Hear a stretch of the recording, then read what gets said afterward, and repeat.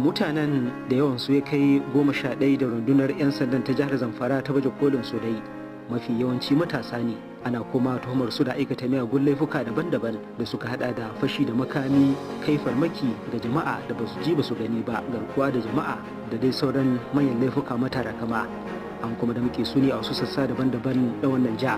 Kwamishinan 'yan sanda na jihar Zamfara CP Usman Nagogo ya yi bayanin cewar 6 daga cikin su ana tuhumar su ne da kutsawa gidajen wasu mutane biyu da ke unguwannin Premier Tudun Wada da Samaru a nan Gusau, inda suka lakaɗa wa yaren gidajen ɗan karam duka, suka yi niyyar garkuwa da wasu daga cikin su tare kuma da arcewa da wasu muhimman kayayyakin amfanin gida da kuma tsabar kuɗi.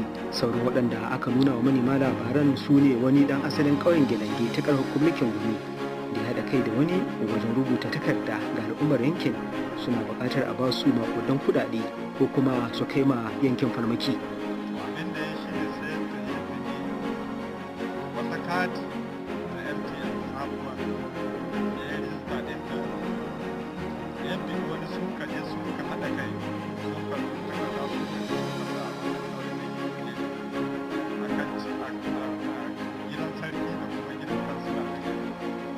kan ce ko dai a ba su miliyan ko kuma su ya mace gari da gaba. Wannan lumbar da ya sa ga takarda ita muka yi amfani da ita muka kama mata da kuma ya tabbatar da ya aikata.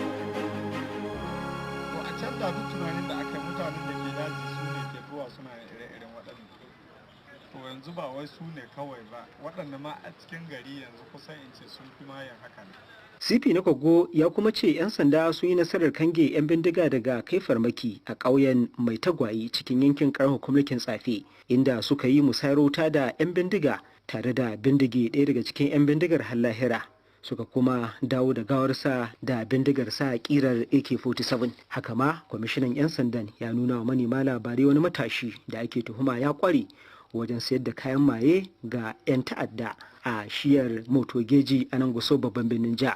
Rana kuma ta ɓatar wani matashi dan asalin jihar Imo da shi kuma ya ƙware wajen fasa motocin mutane don satar makudan kudade daga masu hulɗa da bankuna, lokacin da ya fasa motar wani mutum da ya fito daga bankin UBA. Shi mutumin ya zo ya sa kuɗinsa sun ka zo sun ka bage gilashi, to Allah ya sa akwai masallata don shi ya je ya sallah waɗanda ba su riga sun shiga sahu ba,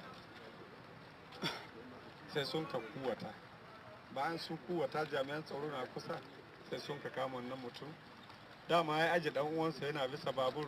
CP na Kogo, wanda ya bayyana matsalar yanayin hanyoyi a matsayin babban kalubalen jami'an tsaro ke fuskanta wajen yaƙi da 'yan bindiga da suka bijire ma shirin sulhu, ya yi kira ga jama'a da su gaba da rika baiwa jami'an tsaro muhimman bayanai cikin lokaci da za su taimaka wajen samun galaba akan masu aikata miyagun laifuka. Jamilu Ibrahim Gusau.